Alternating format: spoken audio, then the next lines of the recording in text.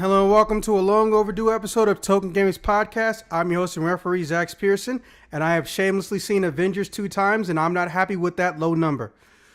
Today I'm joined by the man, the myth, the now Korean Texan legend, the Wakandan ambassador for the U.S. military, one Michael Hill. We live in boys. And of course, we're joined by the man who's too goddamn tall, the one whose head hits all the door frames, son of the free man, Corey Troy of House Virginia.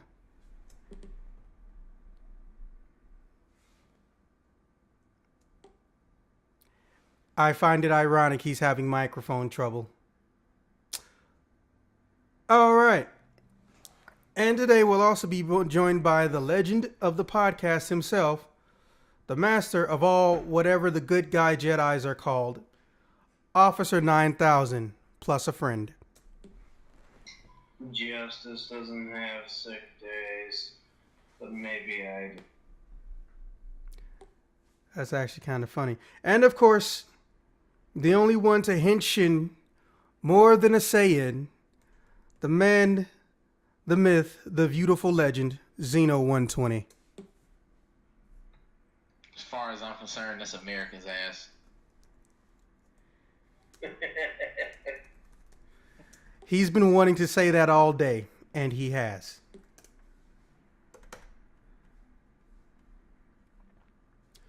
All right, so let's get into those topics while Corey tries to fix whatever technical mic issues he might be having. It looks like he's... Sure you can't hear me? Now I can hear you. Hey. Yeah, well, I already did your epic intro. Everybody gets one. Topic 1. So apparently dynamic difficulty is the game industry's little secret. Hundreds of video games released since the era of CD gaming have featured secret difficulty adjustments, usually in the player's favor without them knowing. This now calls into question the general skills of players as well as victories achieved. Should dynamic difficulties that modify how good you are be allowed in video games past the easy mode setting? Why or why not?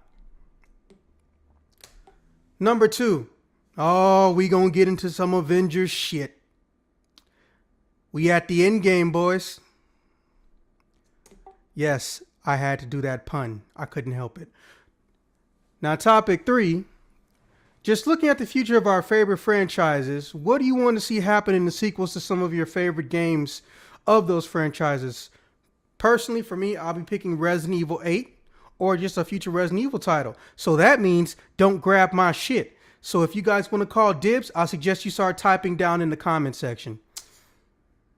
Topic 4. Should multiplayer be restricted to paywall-only scenarios?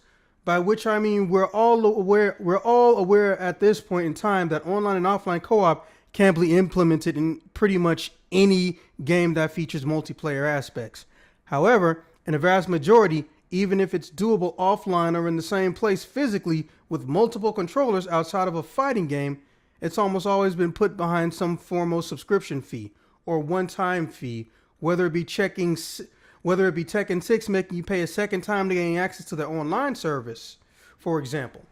I didn't play Tekken, but even I thought that was a little bit disgusting. Or games as a service, MMO type games that require you to get subscriptions, sometimes to both the game and the console maker. But it's never always one or the others. It's always 50-50 with each individual game. That's another reason why I feel like there should be some type of regulation, but it's the video game industry. They only regulate money.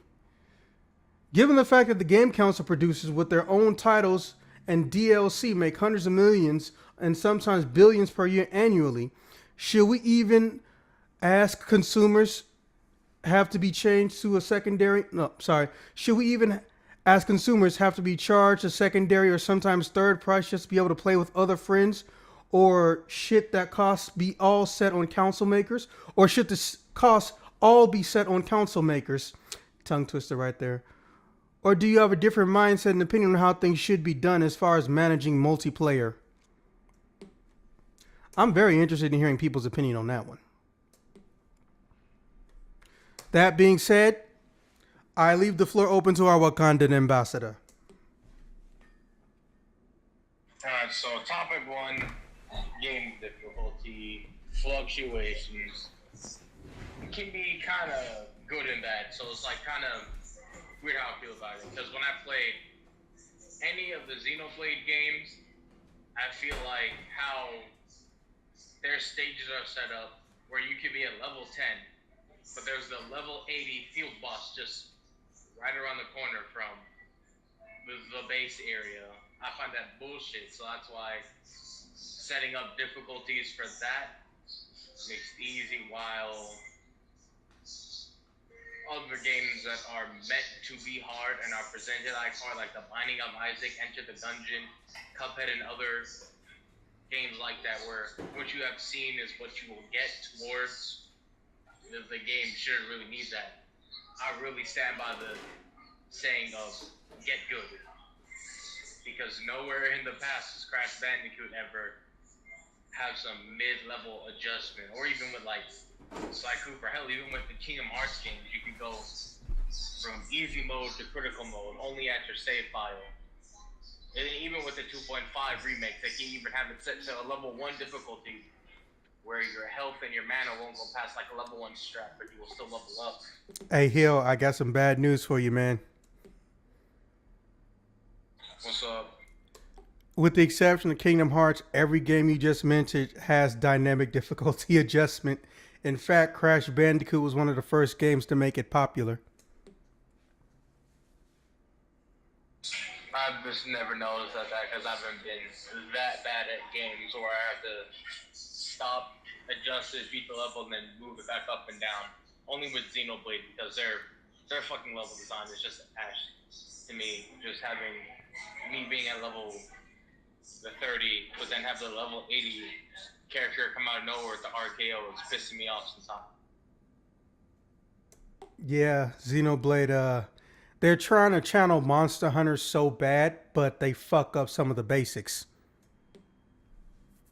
Yes, have fair and understandable monsters that unlock the more you play the game. I hate to hear it, but that's another matter. All right, what else you got for us with these topics? Okay, so all right, so just you don't want to get one shot by electricity. yeah, for those who don't know, a very, very small enemy in Monster Hunter is one of the most dangerous, hard to target, and destructive. And at least they let you know when it's coming, or if it's something you can't fuck with, you can get away from it, whereas Xenoblade doesn't usually give you that option. Now, that being said, all right, so everyone here has seen Avengers Endgame before I say anything, correct? I haven't yet. All the theaters that I've been to been sold out. Because you need to buy a ticket online in advance, motherfucker. It's Avengers. You can't just walk up and expect tickets anymore. All right, so I guess we're going to skip that topic and we're going to throw in a backup topic since we can't do that yet. Luckily, I did have one.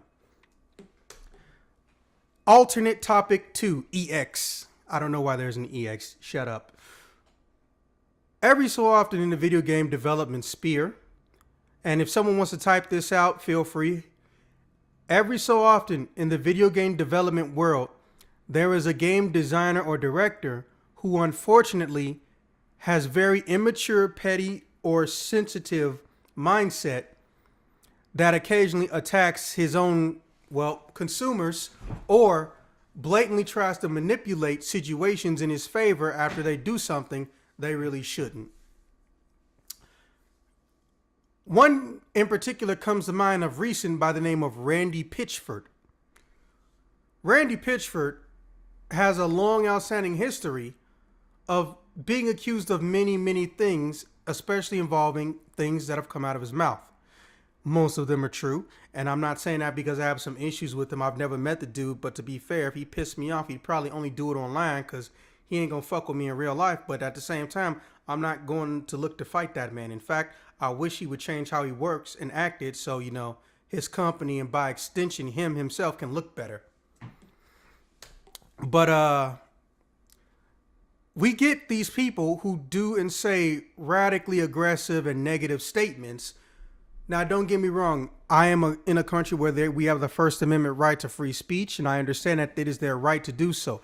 However, At what point in time, or should there be a way, a setup or format for game developers to basically shut the fuck up and let their public relations or a publicist or a third party deal with their social media? Should these guys even say or show their social media given their personalities and how it could hurt their own business? Or should they just be allowed to run amok and say whatever the hell they want to online, regardless of the ramifications? The reason I'm asking is because, let's be honest, loose lips sink ships.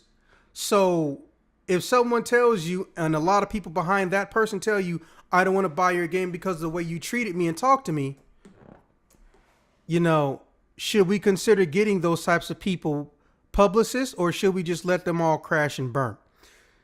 And for the record, if anybody has trouble understanding that, it's fine. I'll try to type it out later. But Hill, go ahead and get topic 3 and 4 while I type that up.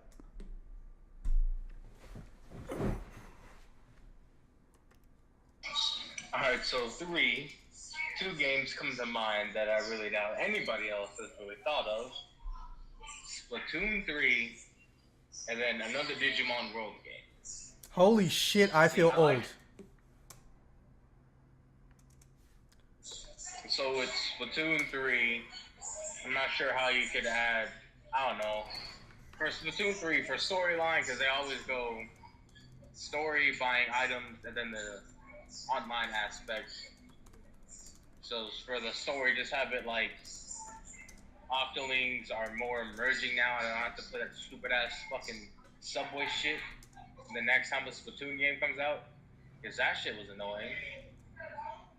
And then I want a more elaborate map with that too, because the overworld is tiny. I hate small overworlds with little to nothing, because that's what also really put me off with Shinobi Strikers. That overworld was horrible. And now, after playing the different Cyber Sleuth games, the two that they put out, Cyber Sleuths and Hacker's Memory for Digimon, I have high hopes that Konami can, or not Konami, I'm gonna say Bandai, whichever one made those games, CyberConnect 22, anyway. Those guys aside, the people who made those games have really put amazing effort towards the world building, main characters and side characters, the Digimon in the game, and then Digimon people don't hardly know about, because whenever it's just like with Pokemon, whenever you ask somebody what's their favorite Digimon, the first thing coming out of the mouth is probably Agumon or Gabumon or Ward Greymon and what have you. But they don't show any of the other Royal Knights. They don't show any of the original 8th cast Digimon Mega Evolution outside of a movie that hardly anybody's seen right now or forgot about. So that's why I like the games like that, where they extend on the whole premise of how the Digimon are, evolve, and work within the world that they're given, where even though Cyber Sleuths viewed them as a thing made by hackers, the Digimon world also puts people in the digital world. I would like to see that highly animated and also perfectly done. Man, did those games pull up my heartstrings.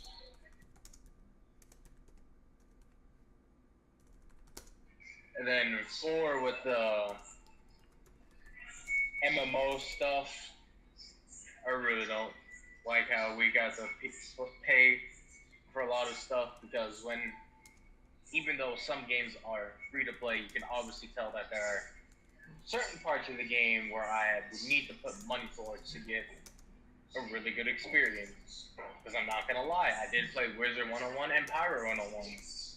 Those games are horrible if you don't put money down to expand the story, because literally you can't go anywhere unless you start paying money to advance the plot, because the first mission, you're supposed to find out where did this guy's treasure go, and you gotta help out these ghosts. But then after like doing like one dungeon, it's like, oh, if you want to continue, you gotta pay money, and then you just gotta sit there and grind in like the little small area they give you, which is like terrible. And then also just paying for an online service to fucking for people is even worse. Considering how I think Nintendo was the last person to have free online. Now you gotta have online payment for everything. That's just garbage.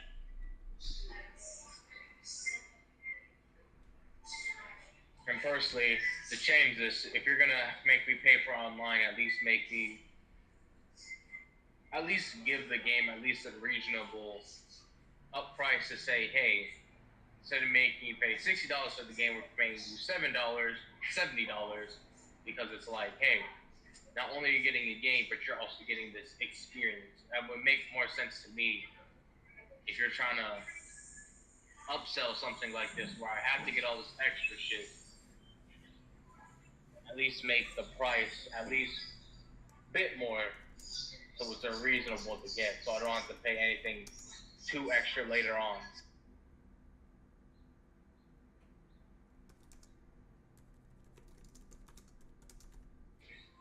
That's it. Anybody else ready to go through topics 1 and everything? Hold on a second, Hill. I'm about to finish up doing topic 2, EX, so I'm going to let you knock that out.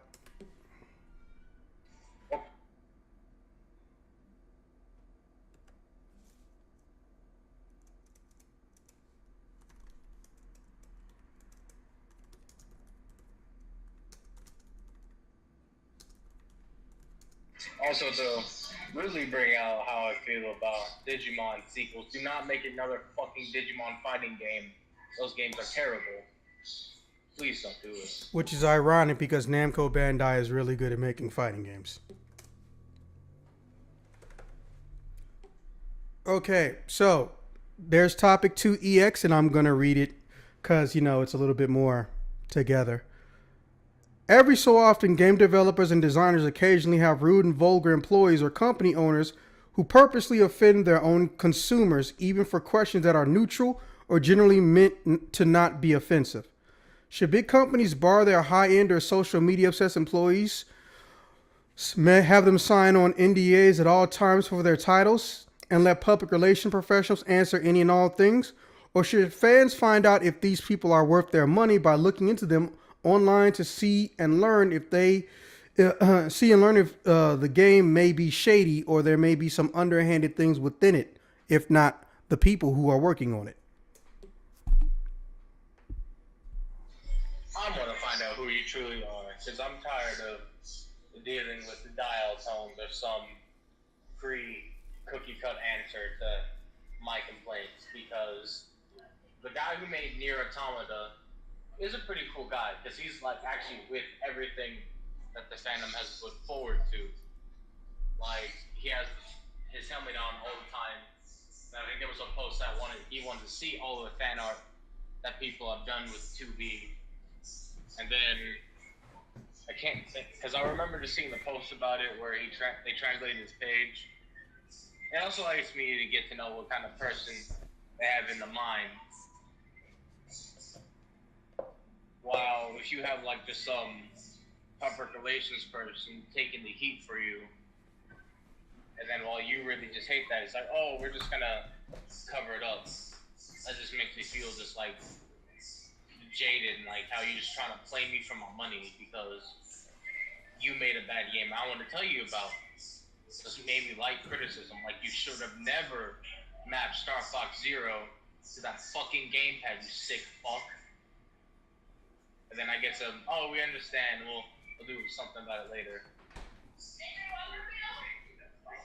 So, actually having people take the heat for what they've done sounds like good to me. Because if I understand where you are as a person, how you feel about us, will determine my business practices for the future of buying your stuff.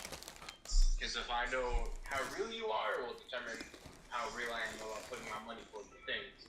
Sorry if I sound redundant right there, but that's how I feel about it. Okay, good to know. All right, Zeno, go ahead.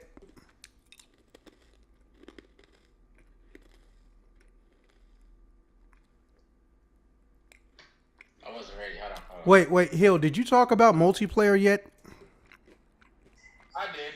Okay, just checking. I talked about how I hated the fucking payment subscriptions on how certain places are blocked off and then certain things are limited if I don't pay, and how all would change that would just up the price of the game.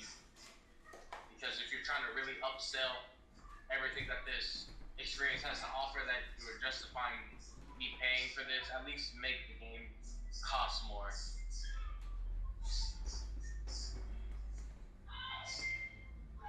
That's all I know.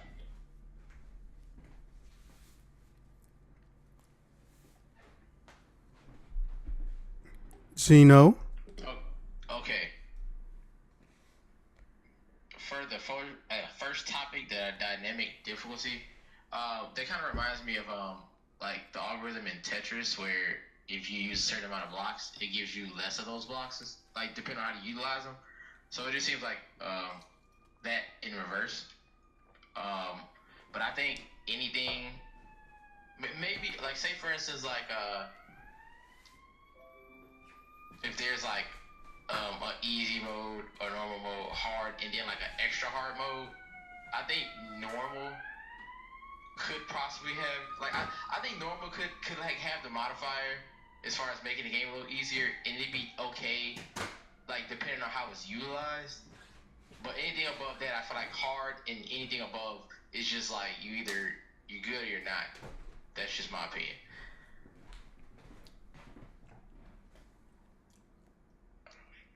Um. Okay. That should be. As far as topic 2, I have no clue. I have no answer. Can I pass on that one? Cool. No, All no, right. no. Do you not understand the question? Not really. I make a game. I'm a big ass piece of shit douchebag, and I'm lying about what's in the game, from microtransactions to DLC to quality. This becomes well known on the media, and I start cursing people out, calling them all out of their names and shit. And these are people who are going to buy my title. So because people like that exist, and this does happen a little bit too regularly, in my opinion, should big companies, no matter how nice or noble the person is, bar all of their employees from speaking on their video games on social media? Or should we let them keep talking so we can find out what type of scumbags we dealing with, even if it may hurt the game's ability to sell? Or do you want to do something else? Now, does that make sense?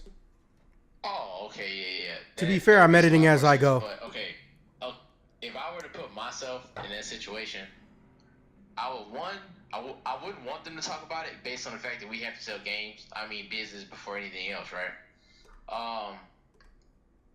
But if depending on if they've already like initiated something, like say like they put a tweet out there or something that was like offensive, I would handle that internally. That's just how I think I would do it, instead of just allowing him to mess up business. You know what I'm saying? So ain't no point in potentially losing money, like just for something as trivial as them just being rude and or disrespectful to like the fans or the consumers.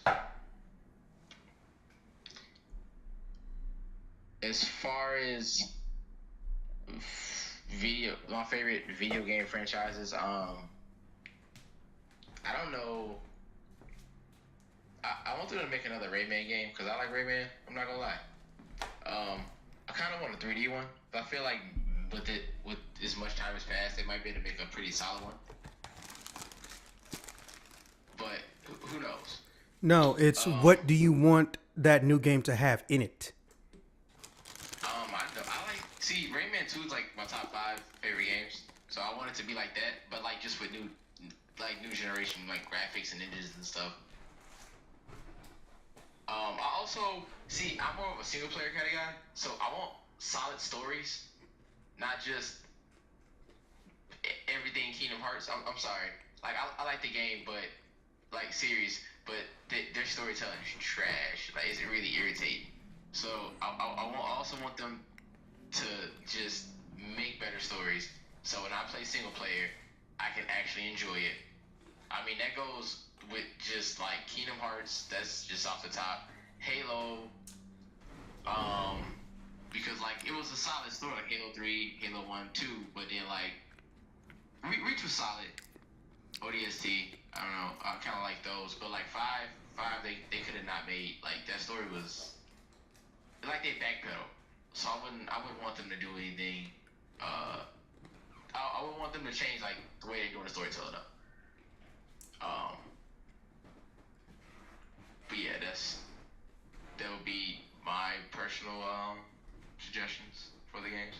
Um, as far as multiplayer goes, I like okay. So like for MMOs, right? Like I play Final Fantasy 14, and you only gotta pay just for like you don't have to have PlayStation Plus to play Final Fantasy 14.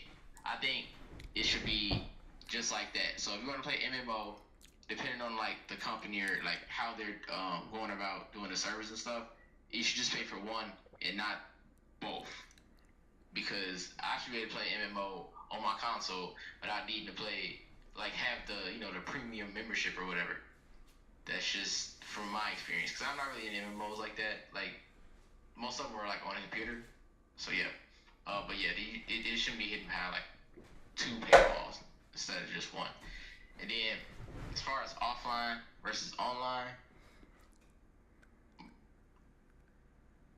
I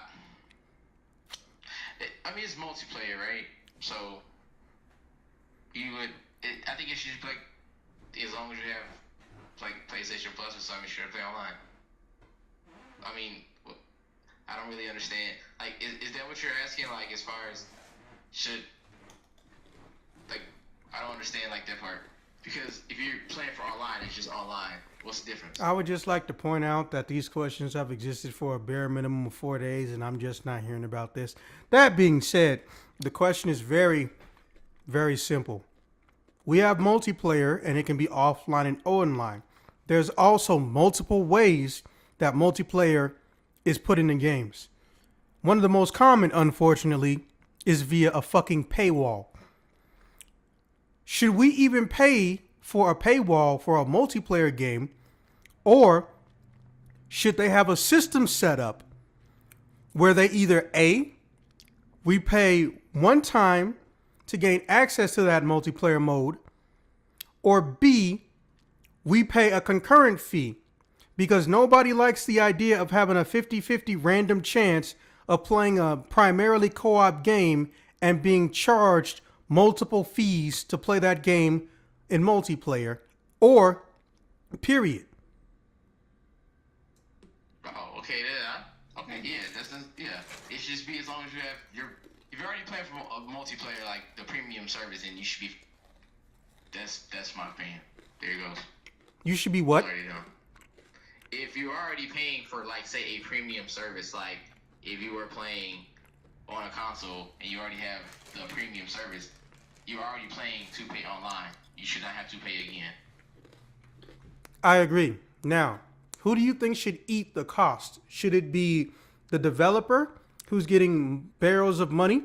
Should it be the console maker and the developer pays the console maker? Because you've already stated you don't want the consumer to pay it, of which I agree. Of course. Well, why would I want the consumer to pay? Like, it just... No, I'm saying like between the two. Between the console maker and between the console maker and the game maker, who do you think should eat that cost? The console maker, of course. Interesting. Okay, now you can go to the next question. I shouldn't have to pay twice. I agree. Now you can go to the next question. That was the last one. Oh, sorry. Corey, go ahead and answer as many questions as possible in your cowboy voice.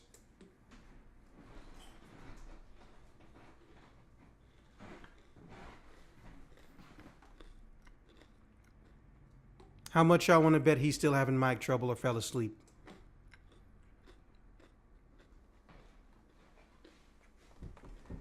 Sorry. For topic one, I mean, I think it should just be like easy, normal, hard, and then hard as balls. I don't know. Maybe.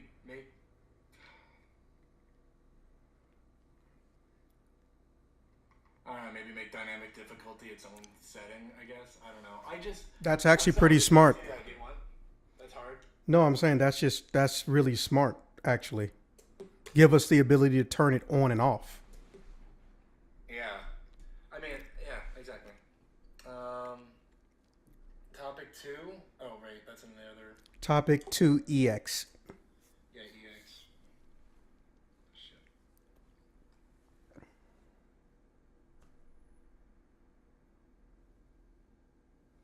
By the way, Hill, I'm predicting right now you're going to cry twice when you see Endgame.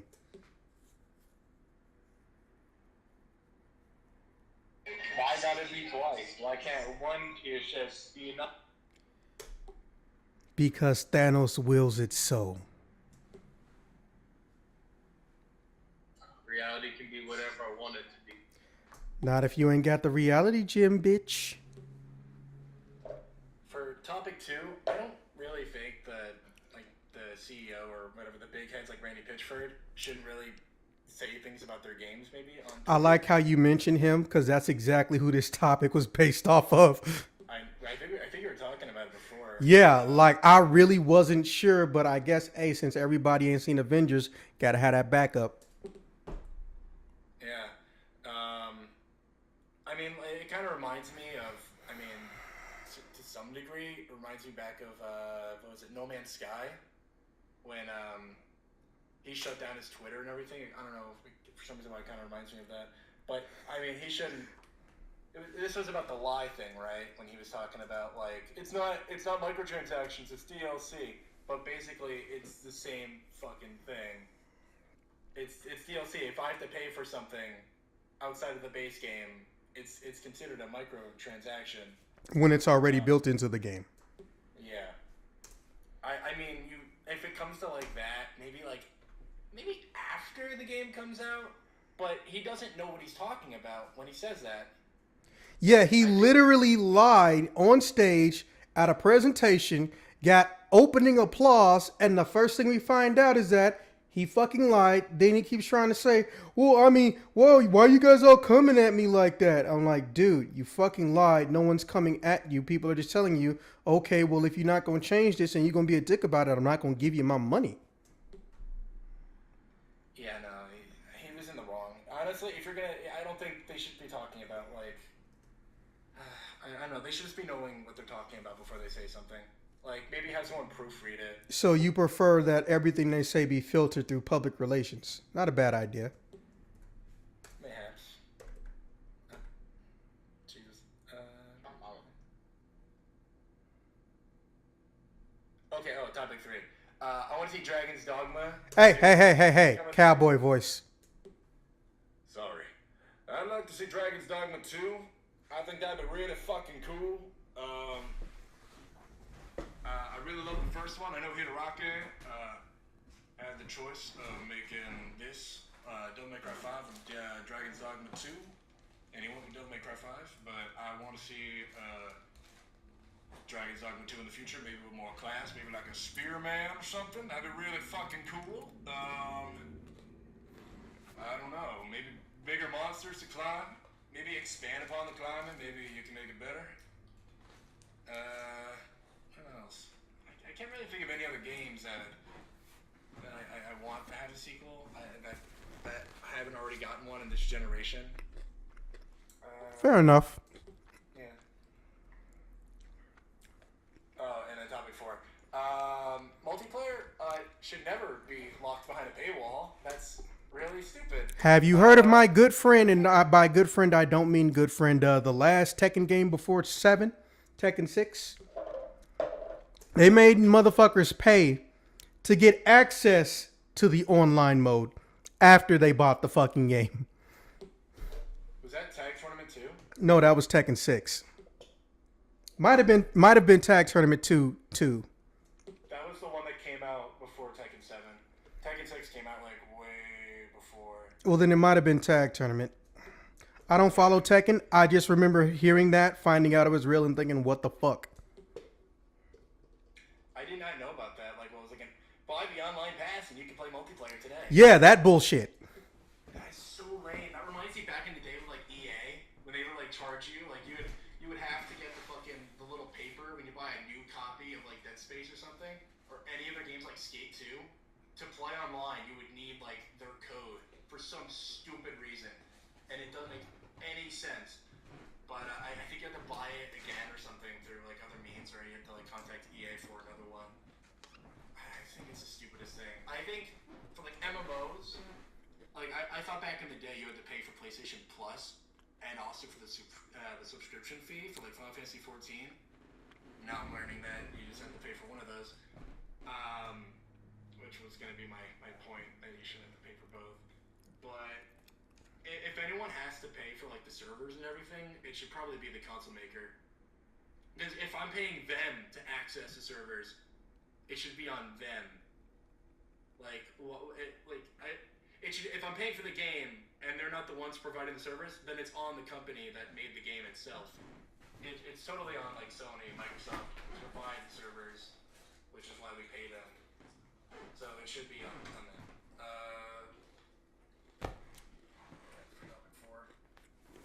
I think I answered everything. I like how you have to think about it. Okay, I'm going next, and this time I won't be last. I'll leave that honor to the officer. Well, I'm surprised. All right, go ahead. Okay, so I'm somewhat going to piggyback on Corey's answer. Dynamic difficulty pisses me off, and it somewhat depresses me just as a gaming hobbyist, because that's basically like saying, it makes me feel like instead of winning something, I got the participation trophy. You know, that shit they started having, what was it, back in like 2006 for little kids in sports tournaments and shit. Stuff that sometimes little kids don't even want. Fucking, that's how it made me feel. Because from what I read and the amount of games that have it, it's basically damn near everything after. If it was published if it was released on a major scale after 2005, it probably has dynamic difficulty. And I'm not a big PC player too, so it's not like I've been able to go around and mod and turn shit like that off. I just had to deal with it. So it hurts my soul a little bit. It cheapens the flavor of victory. It went from tasting like bacon to bacon covered in dirt. That's nasty, but it's still bacon. So what I think is, every mode after easy, you should be able to turn it off, but leave it permanently on for easy mode. Now, I'm not one of those people who are insecure or sensitive about losing or winning in a video game, because unlike real life, I know that if I lose or win in a video game, I can try that shit again. The end. But it feels like a bit of a disservice. That being said, developers didn't really hide it. No one ever asked, you know? As far as EX topic 2, I want everybody to shut the fuck up. I want them to, even if they live in a country that has freedom of speech, to pretend, damn it, why I gotta get hiccups right now? I want everybody involved to pretend like they're in a dictatorship and they're going to be threatened with death by NDA. Like, I don't want them saying fuck all if they're not designed and designated to do that. Public relations, I want them talking. Event coordinators, I want them planning shit out. YouTube videos, trailers, all that shit, that's what I want to do the talking. Because a good person could spill the beans. A bad person can take your money. Now, and I know that sounds really, really fucking greedy, but let's be realistic real quick. You need money to survive. This isn't about, oh no, he's hurting. He took $10 out of my $1 million pocket. No, we're talking about people who could potentially make something unprofitable. It is not uncommon, as we all know if we stop and think about it, for game development studios to completely go under even after becoming iconic or having an extremely successful game. We all know it. In fact, in the past just 3 years, 3 years that we've been doing this podcast, almost 30 game development studios closed down. 30. That means basically 10 a year. That scares me. Money from EA. That's a good one. And that alone frightens me. You know? So I want the Randy Pitchfords, the Hideki Kamiyas of the gaming space. I want them completely barred from running their fucking mouths. Because I'd rather have everyone be restricted because of a few people screwing it up for everyone than nobody have restrictions and then everybody potentially being screwed. But hey, that's just me, I guess. Ooh, topic three. All right, so let me tell you this right now. As y'all may or may not remember, I occasionally come across some very, very chatty Cathys who've worked on Capcom-related titles constantly, not necessarily at Capcom. Because as most of you know, the Japanese developers like to do a little bit of the fast touch and go bullshit game of they don't really want a lot of people in-house on their in-house development unless they're Square Enix. So they have a director and a producer, and then they go and get their team and they use them on and off. And when that team's done, toss them aside to the wind. Contrary to what people may think about Capcom, quote unquote, changing themselves, they still don't allow unions. And if they think you're in one and they have proof, they're going to fire you even if your union has no effect or bearing on Capcom. If you think I'm bullshitting, go find me someone in a union at Capcom. Don't worry, I'll wait a millennium. When it comes to Resident Evil, supposedly, and I stress the term supposedly, because, you know, I can't say I got a confirmation or anything, because technically the confirmation I was given was more of a verbal and a word screenshot, but hey, people can fake those. Y'all may not remember, but there was an enemy that had to be dropped from Resident Evil 4 because the GameCube, even though it was a strong system at the time, and by extension every other one, couldn't handle that enemy being loaded up on screen in multiple formats to the point where it was slowing down the FPS. It was an enemy that was basically made up of a mist of small bug-like entities. It was going to be the original enemy of Resident Evil 4. Supposedly in Resident Evil 8, besides, you know, playing a little bit closer to Resident Evil 6, but, you know, the characters can move around like Resident Evil 6, but, you know, the setting isn't Resident Evil 6. Resident Evil 5 and 6 were action games. There was no horror in that shit. They were action games. Let's not bullshit right now. And you'll be in this setting. And for the first time, or at least the second time, I want to say, you'll be having Chris Redfield and Leon Kennedy playable at the same time. However, I think they said Jill might be in this one too. I want them to continue, because it's very unclear what they want to do, to continue the secondary function ability that all the characters had in story mode with their weapons, which was really, really fucking cool. Well, except for Jake. Jake just had kung fu bullshit, which is weird because he doesn't know kung fu bullshit. So, for instance, Sherry Birkin had the ability to do a triple shot with the press of one button. Leon could dual wield, so technically that's not a secondary function. Who am I forgetting? Oh yeah, Ada, she had the ability to alternate between different types of ammo instead of going to a loading screen, which I thought was really cool and inventive.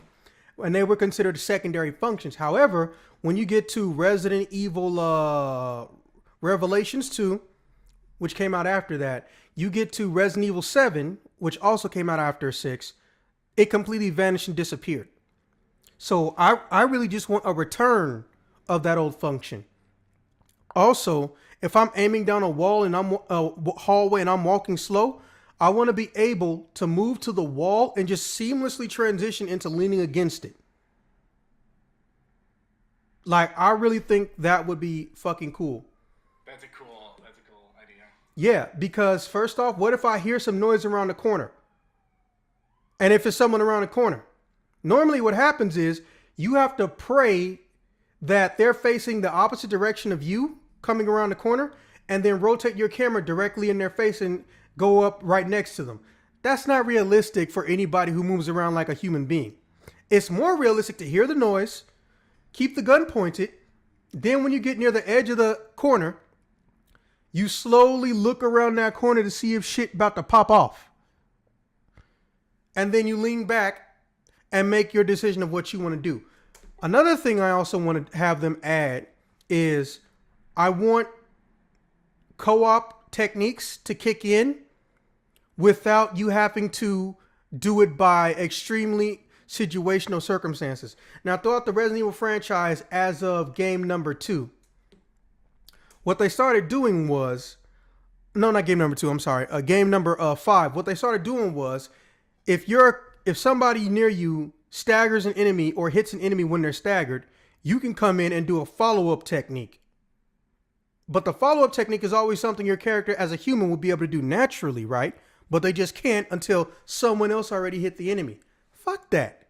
Fuck all that.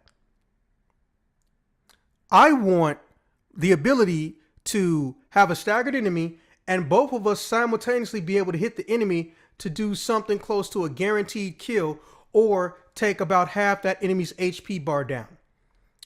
Especially on a boss, because let's think about this for a second. If there's a co-op situation, or even if there's not, if there's two characters on screen, what happens when one motherfucker loses all their ammo? They ain't got shit to do except swing a knife? Nah. Fuck that.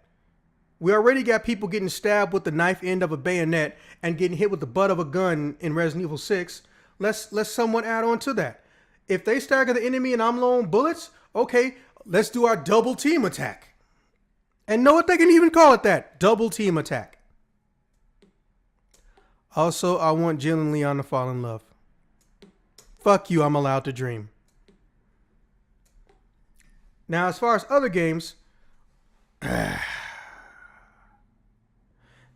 I please have Marvel vs. Capcom 4 EX or Marvel vs. Capcom 5 It Doesn't Suck edition? Because we got mutants back in this bitch. Is that too much to ask for?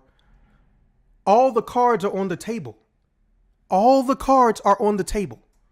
There's already been a rumor that at either E3 or TGS, we're going to get an announcement.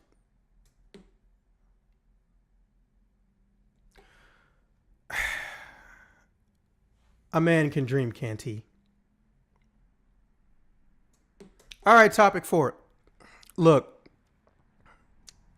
multiplayer in video games is it's unstable and it gets on my nerves because we're at an era and age where it shouldn't be, especially since PCs have been doing it since the fucking dawn of the cheap internet or cable modem internet. Look, point blank, all bullshit aside, all three of these companies make enough off of their virtual console stores, percentages from selling their other publishers and entities selling their games on their console store, where they can eat the fucking cost. They really can. Because people who play offline, they have already decided they're going to play offline. There's nothing to entice them to go into it. People that play online, they're going to get it. But here's the thing. Console online companies or companies that want to sell the console online have to compete with PC online because PC online is very streamlined, no pun intended. Oh, you bought the game? Okay, cool. You can play it online. Oh, it's an MMO? Cool. Give us $5 to $10 a month, or hey, look at all these pretty microtransactions. You know you want some. That's how I look at it. But I realize that that's a little bit too, for lack of a better term, whimsical. So let me just break down what I'm really trying to say. Nintendo made so much money off their microtransaction filled mobile games and the Pokemon franchise, which technically they don't own. Game Freak owns that. People don't realize that Game Freak isn't owned by Nintendo. They just have a partial ownership. They never fully owned it. But they made over $300 million, I think, per 3 or 4 months from their mobile division games. $300 million. Motherfucker, you telling me you can't use that to upgrade your Nintendo eShop store management and user interface, as well as let me play my online games online? You already let me play them for free online for like damn near a full year. We all know nothing is free. But if I'm buying your games, take some of that money, use it wisely and accordingly. Sony, you big, barrel-chested, beefy motherfucker. That's not meant to be an insult, by the way. The PlayStation 4 is the highest grossing and selling system of this generation. Their console store or their virtual store, if you combine the PS3, PS4, and the Vita, all together, their console store made more money than Nintendo did last year or the year before that, if memory serves.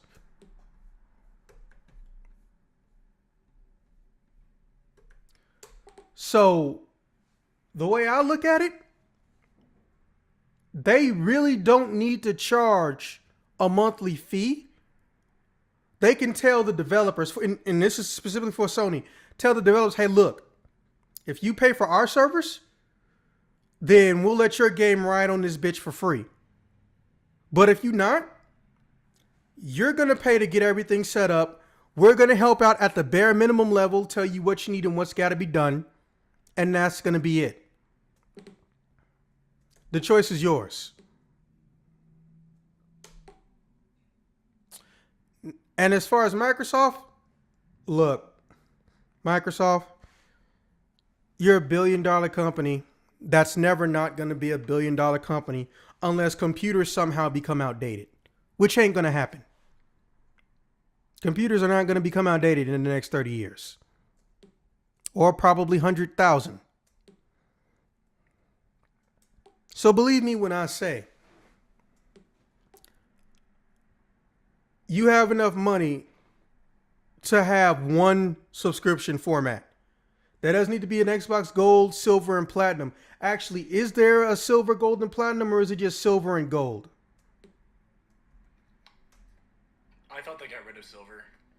I don't have an Xbox, so somebody with an Xbox has to tell me. None of y'all got Xboxes? I do. I don't play it. I have an Xbox. Well, then answer the question. My bad, I wasn't paying attention. I have it. Yeah, you too busy fucking with people about Sonic 06. We dare not speak its name in vain.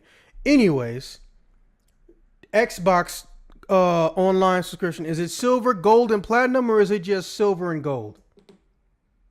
I'm pretty sure it's just gold. And like silver is like the basic one, which means you get nothing, and then it's just. Okay, so they got two of them. For Xbox, since they're, backed by $1 billion company and they get a shit ton of money off them subscriptions, first off, I feel like they should only have one fucking subscription plan, and it should be priced in between gold and silver. So it should be more than silver, but less than gold. They should just have that one, because Xbox does a lot of cloud storage stuff. So does Sony, but they do it in different ways. Sony in particular, they also have that streaming service where you pay a monthly fee to play old games. Basically, it's like video game Netflix. They know damn well that they can afford to not have us not pay for shit. They did it on the PS3, but then again, there wasn't as many games trying to be online as the PS3. But back on Microsoft, not to mention almost all their games that come out on the PC, you ain't got to pay no monthly subscription to use online. So it feels a little bit weird, because unlike Sony and Nintendo, they're the only developer of memory serves where they purposely also release their games on the PC. So why even have that? I know they like money. I know they need to make money. But let's be real for a second. They have an subscription plan pass for their game system. They have digital releases, a digital store. They have indie people that go on there. I'm just sitting up here like, you have all the cards, even though you're the third banana, or close to the third banana. So why are you even doing this? Nobody else has a subscription-based system. What do they call it? The Xbox Game Pass. That's what it's called, right? So I looked into it. Yeah, it's Xbox Game Pass.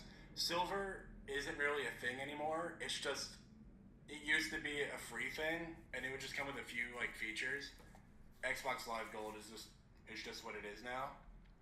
Just So they erased it.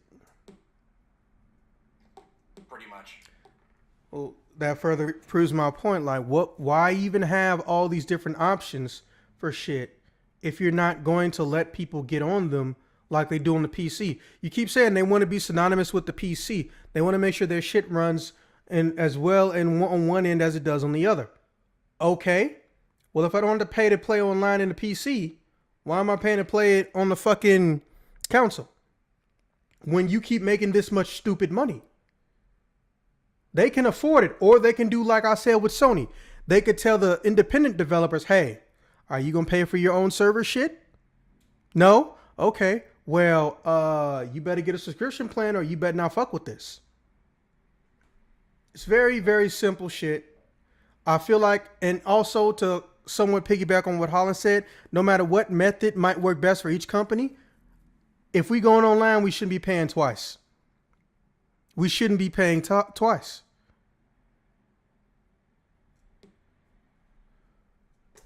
Now that being said, all right, officer, take us home. Alrighty then.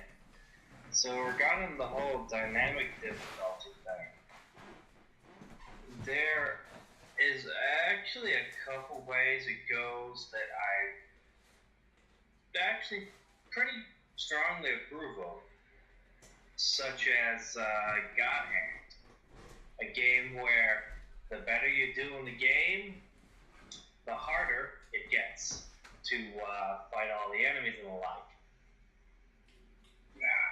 That, I thought, you know what? Yeah, that's pretty cool. I could definitely agree with that.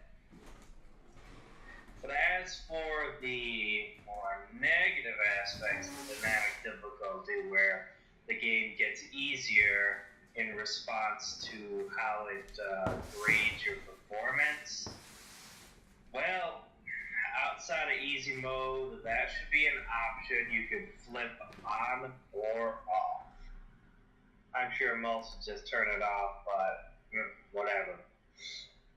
I think regarding the dynamic difficulty, yeah, it should be something that if it's a feature of the game, you should be able to turn it on or off. You shouldn't just keep it hidden and all that. That's fucking stupid.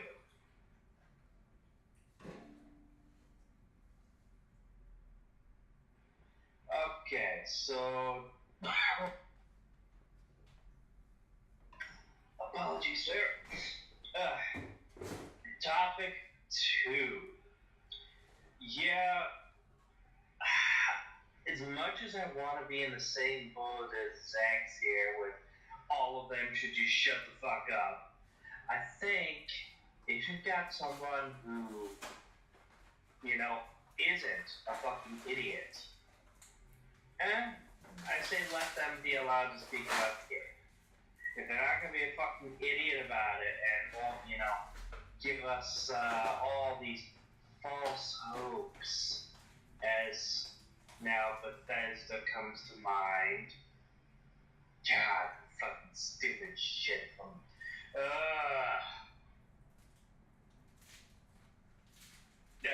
Sorry, I had to cough there. But yeah, if it's someone who has proven that they are an adult and that they won't be an idiot with, pissing off the fan base. Okay, you're allowed to speak. But if it's someone who just fuck things up and spew a bunch of lies, no. They should get that, whoever it is, and just get them behind the non-disclosure agreement as soon as possible.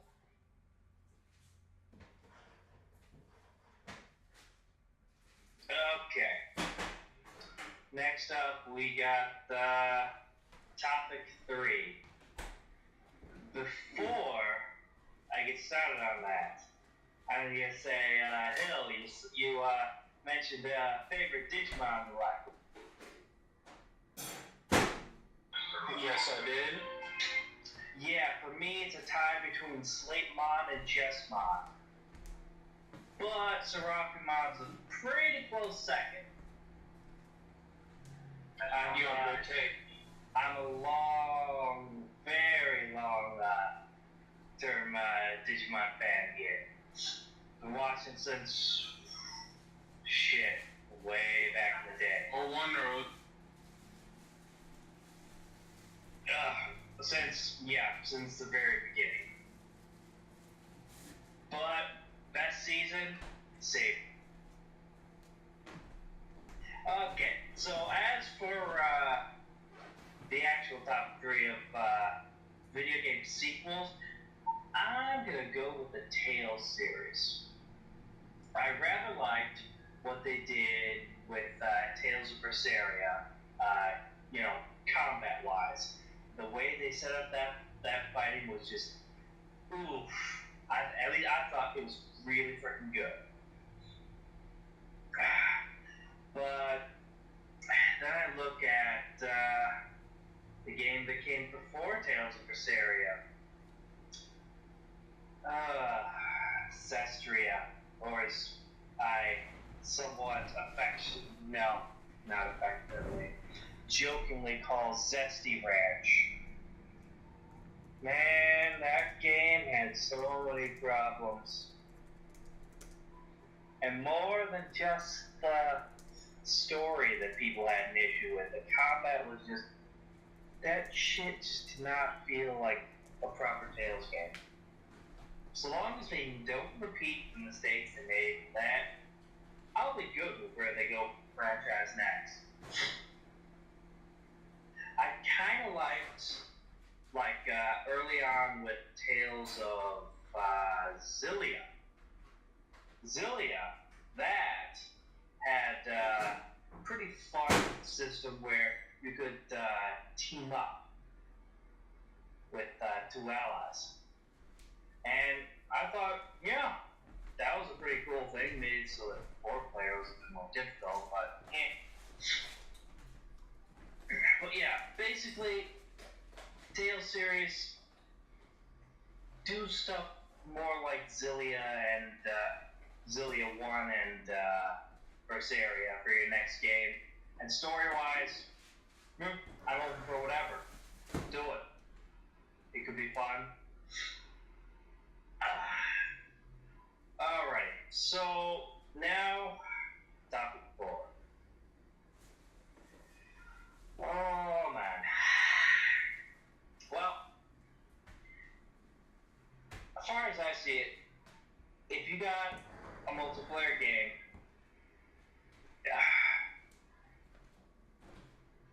you shouldn't have to pay, there shouldn't be more than one paywall to properly get into a game's multiplayer. If you're playing for PlayStation Plus, okay. Right there, good. You got your multiplayer. If it's something like a subscription service, like Final Fantasy 14, which I'll also admit, I did not know that all you had to do was pay the subscription fee for a game, and apparently you don't have to pay for PlayStation Plus? Huh. That's rather nice that they avoided having 2 paywalls there. Though I would assume it's probably Square Enix at least cutting a little bit into their own profits to go and do that, which I think that's good. I think it's good that they just do that and all that, because I'm pretty sure. Sorry, I had to go off there. Because I'm pretty sure for basically anyone out there, unless they're what many would call a, like, I hate to use the mobile game term, but like a whale, someone who is guaranteed to go for every tiny little thing they put in. Yeah, I'm pretty sure unless it's someone who's in that category of gamer, they're not going to want to pay more than one paywall. So one paywall, that's it. And because there's always going to be the problem of when you get to multiplayer on PC almost will never charge you for anything. To the point where if you get to a PC game that has multiplayer and they do charge you for it, most PC games are like, what the fuck are you doing? That's fucking stupid. We're not going to pay for that shit. And honestly, they shouldn't. Only one paywall should exist for like consoles and the like. But well, yeah, I guess that's pretty much it. Only one paywall, and if someone has to eat the cost, maybe the game developer, but perhaps they could work out a deal where the game developers pay the pay lower than what the consumer would have to pay for the for using the console's online subscription for their game if they're gonna do a charge kind of thing. But guess that's pretty much it for all the topics. That's what's great. All right. Anybody got any closing statements? Fuck Konami. EA is messing up with the Frostbite engine. I'd play the Dissidia Fire Emblem game. That'd be fun. Not really. I want to say something funny, but Do it in the cowboy voice. hello everybody. Thanks for watching. Yi Yong out. I don't know what the hell that was. To be fair, that wouldn't have come out right in the cowboy voice. It wouldn't have, and I did some weird thing. All right, with that being said, this has been another exciting episode of Token Games Podcast. I will see you guys once I see Avengers Endgame again.